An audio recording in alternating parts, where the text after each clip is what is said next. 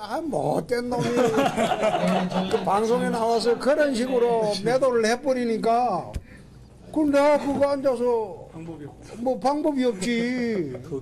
양아치를 다루는데 신사적으로 다루면 양아치가 말 안 들어. 양아치는 더 양아치같이 다뤄버려야 돼. 근데 그 깡패를 잡으려면 깡패보다 더 깡패같이 굴어야지 깡패가 굴복을 해요. 칼춤도 그 오래 추면 국민들이 식상하고 대단하고 그리고 우리 의원들 좀 자꾸 잡아가지 마. 난감해 하실 거예요. 워낙 친박에 날을 세웠는데 청와대 칼을 빌어서 친박 천외나 그런 오해를 받기도 쉽죠. 아무 말 대잔치에서 아무 말 뭐뭐였는지 한번 저희 스태프진들이 분석을 해봤습니다. 내년 출마 안 한다. 거기까지는 좋은데 꼭 발정제를 얘기를 하시면서 출마 안 한다 하셔야 되나요? 저런 거를 이제 셀프 디스라고 하나요? 네. 본인이 이제 본인에 대한 어떤 약점으로 지목되는 것을 먼저 이야기하면서 뭐랄까요? 그거를 좀 진짜 약점이 아닌 좀 그거를 시석화시키는 효과가 있지 않나 싶습니다. 사실은 뭐 지금 당대표가 됐고 내년 지방선거에 당대표가 출마하느냐 마느냐 약간의 뭐 논란은 있었습니다만 본인 스스로가 안 하겠다고 하면서 그 이유를 그냥 조금 희화해서 그 뭐 소위 대선 때 논란이 됐던 발정제 때문이라도 내가 출마할 수 없는 형편이다 이렇게 하면서 논란을 매듭 짓는 효과를 좀 노린 것이 아닌가 싶습니다. 네. 어떻게 보세요? 마냥 막말이라고 보기에는 칼춤도 오래 추면 국민들이 식상해 한다. 우리 의원들 자꾸 잡아가지 마라라고 하던데 말이죠. 뭐 막말이긴 한데요. 그 홍준표 대표는 뭐 하도 막말이 자주 있었기 때문에 국민들로서도 뭐 놀랄 만한 일은 아닌 것 같습니다. 그리고 이제 칼춤이라는 단어는 이미 이 문재인 정부의 적폐청산 전국에 대해서 자유한국당의 공식적인 입장이 정치 보복으로 규정을 해놓고 있기 때문에 당연히 칼잡이들이 나서서 정치 보복을 하기 위해서 칼춤을 춘다고 인식을 하고 있는 겁니다. 그 칼춤을 뭐 하는 그 청와대의 정무수석이 인사라 온 자리이기 때문에 칼춤 그만 추고 잡아가지 마라고 이야기한 건데요. 자유한국당 대표 입장에서는 할 수 있는 이야기를 합니다만 일단 국민적인 차원에서 보면 국민들의 시선에서는 적폐청산의 정당성에 대해서 대부분 지지하는 사람이 많기 때문에 여전히 그게 칼춤의 망나니 춤이라고 보이기보다는 과거 정부의 잘못됐던 관행과 잘못됐던 범법 사실들을 정확히 밝혀내고 진실을 밝혀서 죄를 묻고 다시는 그런 일이 없도록 하겠다는 어떤 청산의 의지를 강조한 것이기 때문에 전체적 국민의 차원에서는 홍준표 대표 저 말이 동의하는 사람보다는 동의하지 않는 사람이 더 많을 수 있다고 생각합니다. 근데 홍준표 대표가 조금 억울한 측면도 있어 보입니다. 왜냐면 뭐 비슷한 얘기, 특히 뭐 정치권에는 이런저런 말이 많이 오고 가는데요. 근데 누가 하면 사이다 발언이라고 하고 홍준표 대표가 하면 꼭 비슷한 말을 해도 꼭 막말이라고 한단 말이에요. 그러니까 그런 측면에서 본인이 좀 억울한 측면도 있을 것 같고 홍준표 대표의 근데 장점 중에 하나는 글쎄 어휘 선택이 조금 더 고급스러워야 되지 않느냐라는 지적도 있습니다만 한 가지 틀림없는 장점은 도대체 무슨 말을 하는지는 명확히 들어온다. 그러니까 정치인들이 괜히 말을 빙빙 돌려가면서 어려운 말 섞어가면서 얘기하면 다 들어도 무슨 얘기를 하고 있는지 잘 이해를 못하는 경우가 많은데 홍준표 대표는 하여튼 전달하는 취지는 명확히 전달이 되는 그런 장점은 분명히 있어 보입니다. 여기서 근데 하나 여쭤보고 싶어 할 것 같아요. 국민들이 사이다와 고구마의 차이는 언제 그 말을 하느냐인데 홍판표다 내 이름은. 근데 원래 정치권에서는 다 아셨다면서요. 굳이 어제 홍판표 내 이름 몰랐죠? 라고 말씀하신 게 이 내부용으로 원내대표 선거 좀 정리해보고자 하는 게 아니냐라는 의심을 사기 충분했거든요. 그렇습니다. 느닷없이 이제 이주영 그 의원이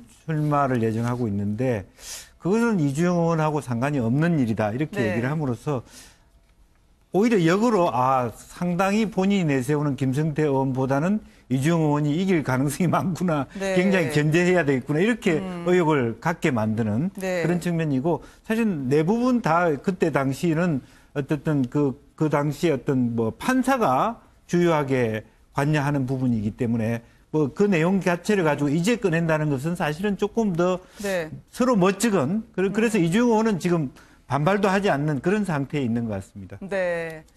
홍판표, 김봉남 선생님. 어쨌든 이름 한 번이 주는 파장이 적지 않아요. 그렇죠. 뭐 근데 이름의 개명 스토리도 스토리입니다만 홍준표 대표가 지금 당 안팎에서 이제 문제 제기가 되고 있거든요. 네. 근데 저는 뭐 정치권 입문한 지 얼마 안 돼서 조금 저로서는 이해하기 어려운 상황들도 많은데 보면 두 분이 엄청 친해요, 평소에. 근데 네. 뭐가 이렇게 원내대표 선거랑 뭐가 있으면 아무렇지도 않게 막 심한 공격을 하거든요. 근데 그거 지나고 나면 또 아무 일도 없었다는 네. 듯이 또 친하게 지내는 광경을 정치권에서 이렇게 옆에서 보면 네. 뭐 얼마 전에도 한성교 의원도 이제 사실상의 출마 선언을 하면서 홍준표 대표에 대해서 아주 날카로운 공격을 네. 했습니다만 원내대표 선거 지나고 나면 또 친하게 지내지 않으실까 싶습니다. 이 보통의 인정과 상식으로 하기 어려운 게 정치인 것 같아요. 그건 충분히 이해할 만한데요. 10년 넘게 많은 정치권 내에서 정치인들이 이주영 당시 판사가 권위에서 개명한 걸로 다 알고 있었는데 아, 그래요? 이제 와서 느닷없이 난데없이 하는 이유는 사실은 제가 볼 때 홍준표 대표가 정치적 계산을 깔고 한다 하더라도 조금 정직하지는 못한 것 같아요. 물론 실체적 진실이 무엇인지 저도 모릅니다만은 네. 이미 10년 동안 그렇게 돼 있었던 사실을 이제 와서 이렇게 밝히는 것 자체가 제가 볼 때는 홍준표 대표답기도 하고 네. 또 홍준표 대표답지 않기도 하고 좀 그런 것 같습니다. 네. 고구마일지 사이다일지는 국민들이 또 콜라인 판단해 것 같아요, 주시겠네요. 콜라. 아, 그렇군요. 감사합니다. 오늘 세 분께 함께 들었습니다. 고맙습니다. 75일의 침묵을 깼습니다. 북한이 말이죠. 오늘 기습적으로 미사일을 쏘아 올렸는데 많은 분들이 주무시고 있을 시각이었습니다. 무려 4,500km를 주실 두 분의 변호사를 소개합니다. 백성문 변호사 그리고 정일채 변호사입니다. 안녕하십니까? 네, 안녕하세요. 안녕하세요. 자, 김정은의 새벽에 쏘아올린 미사일 뒤로 이 기순병사에 대한 속보도 계속 나오고 있습니다. 자, 오청성 씨, 이분이 알고 보니까 유복한 엘리트 집안의 자녀가 아니었을까라는 추측이 있었었는데요. 네. 보다 구체적인 속보가 나왔군요. 네, 한 보도를 통해서 확인이 된 건데요. 이제 기순병 오청성 씨의 아버지가 북한 헌병 간부의 아들이라고 하는데 헌병 네. 간부 아들 하면 어느 정도 위치인지 그 대략 짐작이 잘 안 되시죠? 네. 우리 군으로 따지면 중령 계급입니다. 아, 네. 그러니까 중좌, 그러니까 북한에서는 중좌라고 하는데 그러니까 중령 계급 정도의 그 군인의 아들이라면 뭐 출신 성분은 굉장히 좋다고 봐야 될 거고요. 네. 근데 그럼에도 불구하고 그렇게 좋은 출신 성분을 갖고 있는 오천성 씨가 왜 그럼 귀순을 했을까? 그러니까 그만큼 지금 북한 내부에서 네. 그러니까 고위층이라고 하더라도 김정은의 눈밖에 한번 나면 살아남기도 힘들고 북한 스스로가 지금 미래나 이런 부분들이 잘 보이지 않는다는 판단에 북한 내에서 엘리트 계급이라고 할지라도 자유에 대한 갈망을 가지고 한국에 온 게 아니냐 이런 얘기가 지금 나오고 있는 상황입니다. 네. 그 아버지가 북한 고위급 간부라면 아들 귀순 때문에 처벌이 뒤따를 것 같은데 말이죠. 네, 아무래도 이 엘리트 계층이라고 북한에서는 군부가 굉장히 엘리트 계층인데 아, 그렇죠. 지금처럼 이 중자 계급의 굉장히 높은 엘리트 계층의 아들이 귀순했다 그러면은 이 아들에 대해서 연좌제 개념으로 아버지가 네. 좀 큰 처벌을 받을 가능성이 높아 보입니다. 아, 지금 이런 북한군 헌병 간부의 아들이 탈북을 했다면은요. 추가 귀순을 막기 위해서 북한이 당연히 안간힘을 쏟을 것 같습니다. 도랑파고 통문을 치고 말이죠. 결국은 오늘 미사일까지 날렸는데 김정은의 친필 서명이 보였습니다. 용감히 쏘라 말이죠. 네, 그렇죠. 지금 김정은의 뭐 지시가 아니라면 이게 이루어질 수 없었던 상황일 텐데 평상시하고 다르게 새벽 시간을 이용했다는 게 좀 특이한 상황이고요. 네. 새벽 3시 17분에 이제 동해상으로 이제 발사를 했는데 고도가 한 4,500km 정도까지 올라가서 역대 이제 북한에서 발사했던 미사일 중에 가장 높은 고도까지 올라갔고요. 네. 이제 통상 미사일이 정상 고도로 쐈을 때 어느 정도 날아가는지는 대략 곱하기 3을 하면 된다고 합니다. 그러면 이제 그냥 13,000km, 12,000km 이 정도 되지 않습니까? 네. 그렇게 되면 이게 이론상으로 따지면 미국 본토에서도 워싱턴까지 타격이 가능한 정도의 수준이라는 것이기 때문에 일단 김정은이 이 미사일을 발사하면서 얻는 거는 지금 일단 미국 본토 언제든지 우리 쏠 수 있는 정도의 네. 이런 능력을 이제는 갖추고 있다. 그리고 계속 이제 트럼프 대통령이 뭐 우리나라부터 이 순방을 하는 과정에서 계속 북한에 대해 언급했다는 거에 대한 그런 반발 심리에다가 최근에 이제 뭐 중국도 북한에서 제재를 하고 있었고 중국에 특사를 보냈는데 김정은이 만나주지도 않고 뭐 이런 상황이 있지 네. 않았습니까? 그러니까 중국에 대한 불만까지 우회적으로 다 표현한 게 아닌가 이런 얘기들이 나오고 있습니다. 네. 이렇게 미사일을 쏜다 한들 북한의 위상이 높아질까 봐 북한 김정은만 생각할 것 같은데 정작 주민들은 체제 이탈 혹은 불안감 심하다는 이야기가 전해지고 있습니다. 네, 그렇습니다. 지금 오늘 급히 새벽에 이렇게 기습 도발을 하면서 뭔가 미사일 강국의 위용을 높이는 것처럼 보이고 있지만 북한 내부에서는 주민들의 어떤 불안감이라든가 이런 것들이 굉장히 심하다고 알려져 있는데요. 이게 사실 일본 산케이 신문 계열사건 후지에서 나온 보도가 있는데 네. 일본인 납북 피해자 지원단체 구츠레의 니시오카 스토무라는 회장이 도쿄도에서 한 강연을 하는데 어떤 얘기를 했냐면 최근에 미국의 전략 폭격의 B1B가 NLL을 넘어서 북한 위에까지 올라가지 않았습니까? 근데 여기에 네. 대해서 북한은 전혀 파악조차 스텔스 기능을 탐지하지 못하기 때문에 파악조차 못하고 있었는데 이런 내용에 대해서 북한이 이미 소문이 다 나와서 북한 주민들이 우리나라를 망했다. 그러니까 북한은 네. 망했다. 차라리 이 미군이 김정은을 죽여줬으면 좋겠다라고 하는 소리까지 심심치 않게 나오고 있다고 하고 있습니다. 네. 사상 교육을 강화한다고 하지만 엘리트층까지 동요하고 있는 것 같습니다. 연쇄 탈북. 우리가 최근에 국제수학올림피아드 참가했던 영재나 태용호 전 영국공사 그리고 기순병 오청성 씨까지요. 이제는 이들이 파리 목숨으로 북한에서 처분을 받을 수 있기 때문에 더더욱 흔들리고 있는 것 같아요. 이런 표현도 있죠. 북한은 두 개 나라로 돼 있다. 평양과 기타. 평양에서는 네. 굉장히 좀 좋은 유복한 생활을 할 수 있을지 몰라도 나머지 예를 들어서 다른 지역 같은 경우는 굉장히 힘들게 살고 있다는 내용 하나 하고 평양에 살고 있는 엘리트일지라도 한 번 눈 밖에 나면 끝이다. 네. 라는 얘기가 이제 같이 나오고 있는 상황인데 지금 이번에 오청성 씨도 그렇고 그 전에 말씀하셨던 여러 소위 북한의 고위층 관계자들이 어쨌건 이제 탈북을 하고 있는 그런 추세를 보면 북한 내부의 동요가 굉장히 심하다는 걸 단적으로 좀 알 수 있을 것 같고요. 네. 그 내부 동요가 심한 걸 넘어서서 이제 불안감이 극대화되다 보면 그 안에서 지금 현재 나는 굉장히 편안하고 좀 유복한 생활을 하고 있지만 언제 눈밖에 날지 모른다는 것과 북한의 미래 자체가 잘 보이지 않는다는 그 두 가지 면 때문에 정말 이번에도 총알을 4발이나 맞으면서 수십 발의 총탈을 뚫고 한국으로 지금 들어오지 않았습니까? 오청석 씨 같은 네. 경우에도. 그 정도로 이제 북한 주민들 또 고위층 내에서도 내부적인 불안감이 굉장히 좀 팽배해 있다는 얘기도 나오고 있습니다. 어제 매기공장 보도가 나왔을 때 연막 치는 걸 많은 분들이 오늘 미사일로 확인을 하실 수 있었을 것 같아요. 북한 주민한테도 평양이라는 세계, 아오지와 탄광과 같은 그 자신의 고향, 상반된 입장으로 북한을 보고 있을 것 같습니다.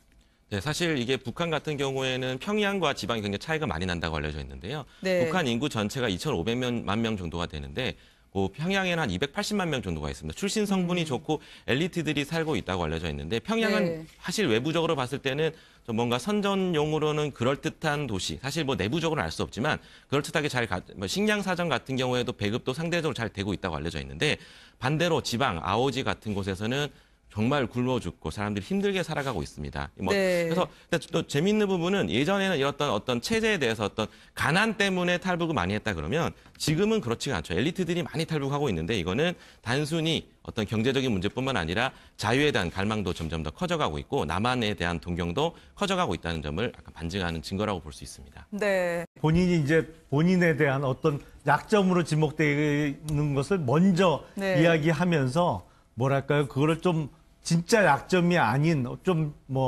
그거를 시석화시키는 네. 효과가 있지 않나 싶습니다. 사실은 지금 당대표가 됐고 내년 지방선거에 당대표가 출마하느냐 마느냐 약간의 논란은 있었습니다만 네. 본인 스스로가 안 하겠다고 하면서 그 이유를 그냥 조금 희화해서 네.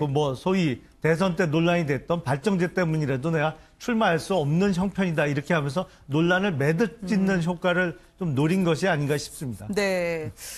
어떻게 보세요? 마냥 막말이라고 보기에는 칼춤도 오래 추면 국민들이 식상해 한다. 우리 의원들 자꾸 잡아가지 마라라고 하던데 말이죠. 막말이긴 한데요. 네. 홍준표 대표는 하도 막말이 자주 있었기 때문에 네. 국민들로서도 놀랄 만한 일은 아닌 것 같습니다. 그리고 이제 칼춤이라는 단어는 이미 이 문재인 정부의 적폐청산 전국에 대해서 자유한국당의 공식적인 입장이 정치 보복으로 규정을 해놓고 있기 네. 때문에 당연히 칼잡이들이 나서서 정치 보복을 하기 위해서 칼춤을 춘다고 인식을 하고 있는 겁니다. 그 칼춤을 하는 못된 놈이 그 방송에 나와서 그런 식으로 매도를 해버리니까 내가 그거 앉아서 방법이 없지. 양아치를 다루는데 심사적으로 다루면 양아치가 말 안 들어.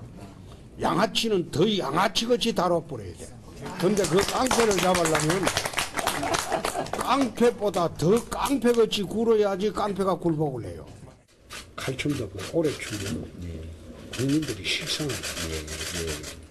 이상하고. 그리고 우리 의원들 좀 자꾸 잡아가지 마. 난감해 하실 거예요. 워낙 친박에 날을 세웠는데 청와대 칼을 빌어서 친박 천회나 그런 오해를 받기도 쉽죠. 아무 말 대잔치에서 아무 말 뭐뭐였는지 한번 저희 스태프진들이 분석을 해봤습니다. 내년 출마 안 한다. 거기까지는 좋은데 꼭 발정제를 얘기를 하시면서 출마 안 한다 하셔야 되나요? 저런 거를 이제 셀프 디스라고 하나요? 네. 그 청와대 정무수석이 인사라 온 자리이기 때문에 칼 좀 그만 주고 잡아가지 마라고 이야기한 건데요. 자유한국당 대표 입장에서는 할 수 있는 이야기를 합니다만 일단 국민적인 차원에서 보면 국민들의 시선에서는 적폐청산의 정당성에 대해서 대부분 지지하는 사람이 많기 때문에 여전히 그게 칼춤의 망나니 춤이라고 보이기보다는 과거 정부의 잘못됐던 관행과 잘못됐던 범법 사실들을 정확히 밝혀내고 진실을 밝혀서 죄를 묻고 다시는 그런 일이 없도록 하겠다는 어떤 청산의 의지를 강조한 것이기 때문에 전체적 국민의 차원에서는 홍준표 대표 저 말이 동의하는 사람보다는 동의하지 않는 사람이 더 많을 수 있다고 생각합니다. 근데 홍준표 대표가 네. 조금 억울한 측면도 있어 보입니다. 왜냐면 뭐 비슷한 얘기, 특히 뭐 정치권에는 이런저런 말이 많이 오고 가는데요.